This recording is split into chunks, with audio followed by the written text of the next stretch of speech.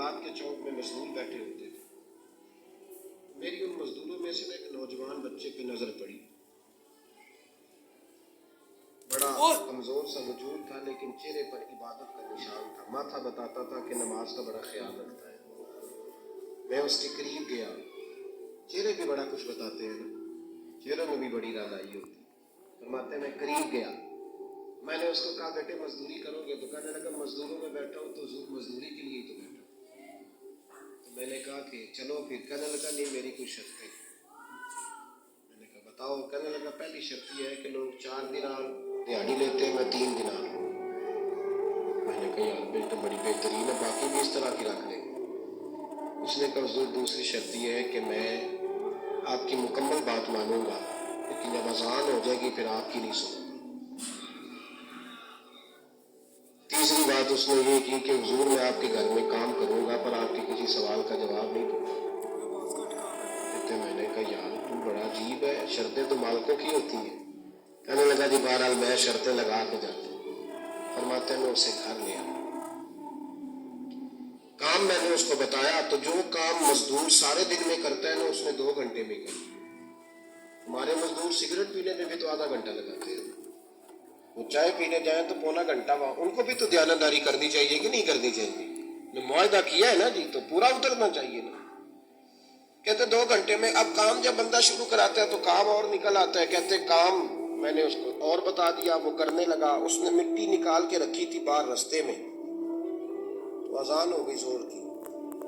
اس نے وہیں کدال چھوڑی کئی اور چلنے لگا. تو میرا بیٹا کہنے لگا اس کو ذرا برابر کر دو. کہنے لگا چپ کر جا, تیرے باپ سے بات ہوئی تھی, جب اذان ہوتی ہے تو میں کسی اور کی نہیں سنتا, صرف اللہ رسول کی سنتا ہوں. کہتے مسجد چلا گیا. نماز پڑھ کے آئے تو دوپہر کا وقت تھا. میری بیوی کہنے لگی اس کو کھانا کھا لے. کہتے ہم نے کہا کھانا کھا لو. تو کہنے لگا میں نے روزہ رکھا, رمضان بھی نہیں تھا, نفلی روزہ رکھا. فرماتے ہیں شام ہوئی, میں نے 3 دینار دیے. تو میں نے کہا تیرا نام کیا ہے؟ کہنے لگا میں نے آپ سے کہا تھا میں کسی سوال کا جواب نہیں دوں گا. تو وہ چلا گیا. اگلے دن میں پھر لینے گیا اسے, کام کچھ اور نکل آئے. تو لوگوں نے بتایا وہ صرف ہفتے والے دن آتا ہے. میں نے کہا کیوں؟ کہنے لگے جی وہ کہتا ہے میرا ہفتے کا خرچہ 3 دینار ہے. جب 3 دینار کما لیتا ہوں تو باقی سارا ٹائم اللہ رسول کی ذکر میں گزار دیا کرتا ہوں. فرماتے ہیں عجیب. اگلے ہفتے میں پھر لینے گیا. میں نے پورا ہفتہ انتظار کیا کہ کام اسی سے کرانا ہے. میں جب گیا تو میں نے کہا چلو. وہ کہنے لگا میری شرطیں یاد ہے نا؟ اور میں نے کہا یاد ہے بھائی, ساتھ چل. فرماتے ہیں کام کرایا. 2-3 ہفتے وہ آتا رہا. ایک ہفتے میں گیا تو لوگوں نے کہا حضور آج نہیں آیا. کیوں؟ کہنے لگے بیمار ہو گئے. کہاں گھر ہے؟ کہنے لگے بغداد کے قبرستان کے پیچھے جو کچی آبادی ہے اس میں رہتا ہے. فرماتے میں گیا, دروازے پہ دستک دی تو کہنے لگا حضور آپ ہیں؟ دروازہ کھولا ہے, آ جائیے. فرماتے میں اندر گیا تو میں نے کہا تمہیں کیسے پتا چلا میں آیا ہوں؟ کہنے لگا حضور اللہ والے ہو, آپ نہیں آنا تھا, ورنہ امیر تو غریبوں کا پتہ لینے کوئی نہیں آتے. کہتے میں قریب گیا تو کہنے لگا میں آپ کا انتظار کر رہا تھا. تیز بخار ہے, تپ رہا. جیب سے کچھ پیسے نکالے. کہنے لگا یہ پیسے رکھ لیں. ایک انگوٹھی نکالی. کہنے لگا حضور آج رات کو میرا انتقال ہو جائے, ان پیسوں کا کفن خرید کے صبح جنازہ پڑھ کے مجھے دفن کر دینا, اور جب دفن کرو تو یہ انگوٹھی لے کے عصر کے بعد ہارون رشید کے پاس جانا. آپ اسے کہنا میں نے ملنا ہے پر وہ آپ کو ٹائم نہیں دے گا. آپ اس کو آواز دیجیے گا کہ تیری ایک امانت ہے میرے پاس. پھر وہ آپ سے ملے گا تو انگوٹھی دے دے, پھر آپ میری طرف سے فارغ ہیں. حضرت فرمانے لگے تیرا نام؟ اور کہنے لگا حضور وقت تھوڑا ہے,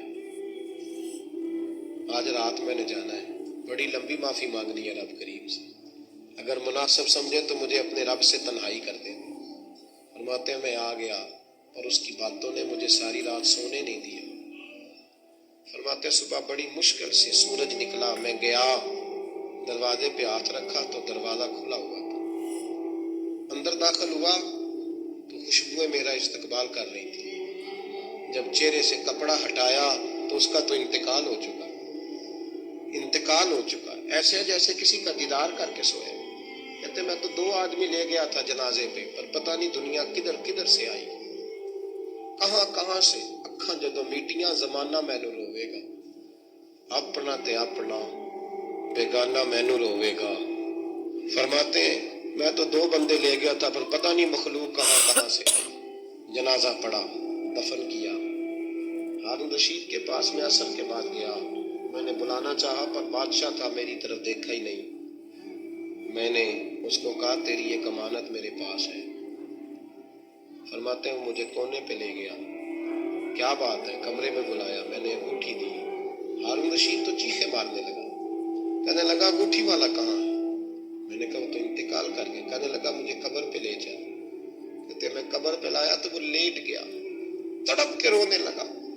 मैंने कहा मेरा कलेजा फट जाएगा, ना उसने कुछ बताया ना तूने बताया, ये कौन था?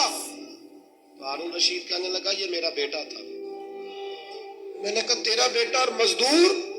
कहने लगा हुजूर ये हजरत दाऊद ताई के पास बैठा करता था, उनका मुरीद था, मुझे रोज कहता था अब्बा तूने बड़ी दुनिया इकट्ठी कर ली है, मरते वक्त तुझसे टांगे समेटी नहीं जाएंगी, इतना हिसाब नहीं तू दे सकेगा। मैं इसको समझा देता, इसकी अम्मा समझा देती। ये रोज हमें कहता छोड़ दो, आ जाओ अल्लाह रसूल की बारगाह में झुक जाएं।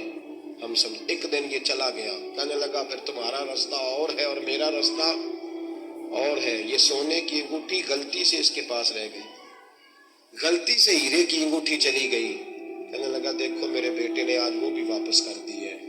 फिर तड़प के कहने लगा हारून रशीद था तो ये मेरा बेटा, पर मेरा मुर्शद निकला, मेरा पीर निकला। भाई जिंदगी तो बड़ी थोड़ी है ना। बाबा साहब ने कहा था उठ फरीदा सुत्या, और दाढ़ी आ गई पूर, अग्गा नेड़े आ गई, पिछा रह गई दूर। उठ फरीदा सुत्या, खलकत वेखन जा, मते कोई मिल जाई बख्शिया ते तू ही बख्शिया जा। उठ फरीदा सुत्या, झाड़ू दे मसीत, तू सुते रब जागदा, तेरी डाडे नाल परीत। मेरा रब हमें भी अपनी बारगाह में कबूल